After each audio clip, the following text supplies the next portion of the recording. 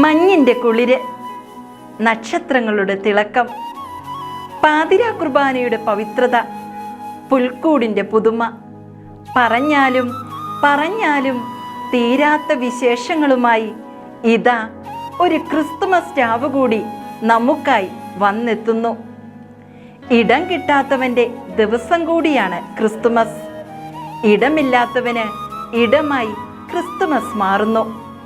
മറ്റെങ്ങും സ്ഥലം കിട്ടാത്തതും മറ്റാരും സ്ഥലം തരാത്തതുമായ ജീവിതാനുഭവങ്ങൾ എപ്പോഴെങ്കിലുമൊക്കെ നമ്മുടെ എല്ലാം ജീവിതത്തിലും ഉണ്ടായിട്ടില്ലേ? ഇത്തരം അനുഭവങ്ങളിലൂടെയാണ് രക്ഷകൻ നമ്മുടെ ജീവിതത്തിലേക്ക് കടന്നു വരുന്നത്.